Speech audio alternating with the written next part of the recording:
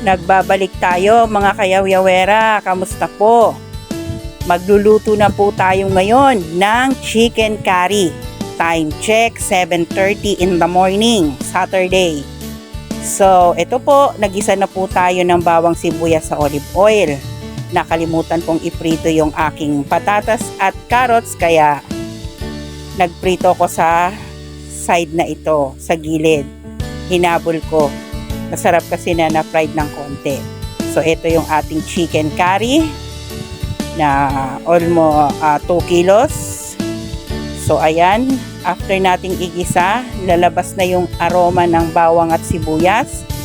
So, igigisa na po natin ang ating chicken. Kung napapansin nyo, tinanggal ko po ang balat ng manok para iwas po kolesterol. At nakalimutan ko po yung luya, kaya hinabol ko po. So ayan, igisa po natin. Tinanggal ko yung balat ng manok po niyan. Igisa po natin ng mabuti. Lumabas yung kanyang katas. Pagmantikain po natin. Habang piniprito natin ang ating patatas at carrots. So ayan, takpan po muna natin. Sa puntong ito, timplahan na po natin ito ng paminta. Kasi medyo lumabas na yung kanyang katas. Lagyan din po natin ng laurel, pampabango ng ating chicken curry. Malapit ng maluto yung ating patatas. At titimplahan na po natin siya ng patis. Kaya alalay na lang po sa asin dahil may patis na po siya.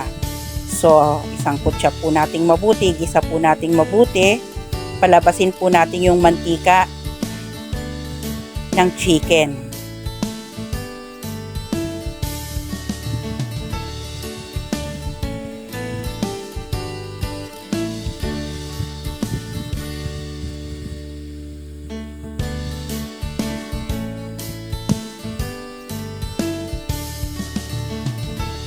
Yan, pansin nyo po, nagsasabaw na po siya.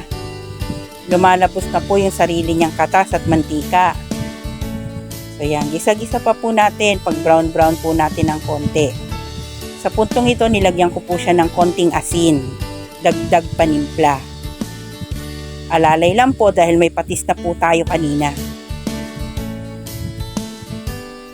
Hinaon ko na po, kinuha ko na po yung patatas at carrots, sinunod ko po yung bell pepper, pinrito ko po ng konti. Naglagay po tayo ng konting Ajinomoto. Seasoning na panimpla. At nilagay na rin po natin, sinabay na rin po natin ang ating curry powder. Hindi ko po ito inubos isang pack. Nagtira po ako ng kaunti. So yan, gisa-gisa po natin ng mabuti para ma-mix ng mabuti yung curry.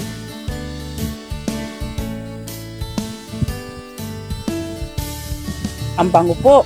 Naaamoy ko po ang bango.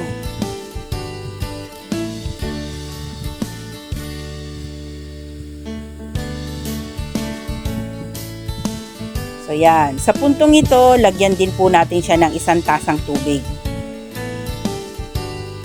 Yan, para kumulo at tuluyang madissolve ang ating curry. At ito na po yung ating piniritong patatas, carrots at bell pepper. So, ilalagay na po natin siya. Yan. Naprito po natin siya ng katamtaman. Yan. Ang sarap. Looks yummy na po ang ating curry chicken. Chicken curry.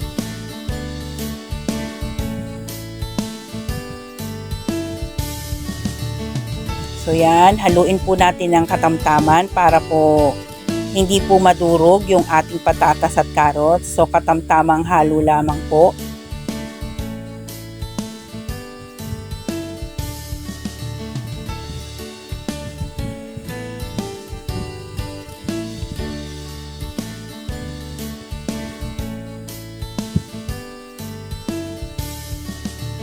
Ang bango po.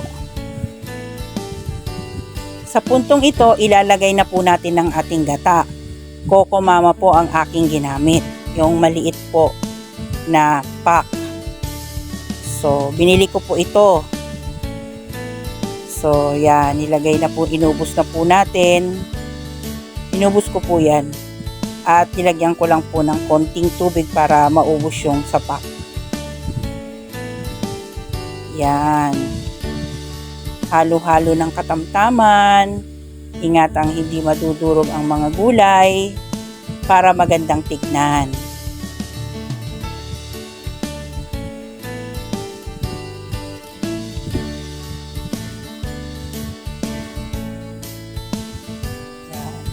Ito po ay ating papakuluin na lang. Papalambutin yung chicken at konting patatas at carrots.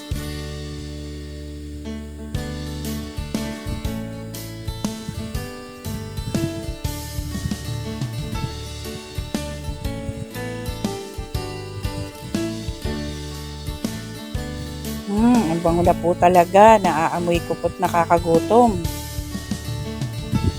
Time check, past 8 o'clock na po. Mag-8:30 na. So, ayan. Almost done na to. Malambot na yung chicken natin. Luto na rin yung patatas, carrots at bell pepper natin. Lutong-luto na rin ang ating curry powder at yung gata. Katamtaman lang po yung sabaw. Yummy! Thank you for watching!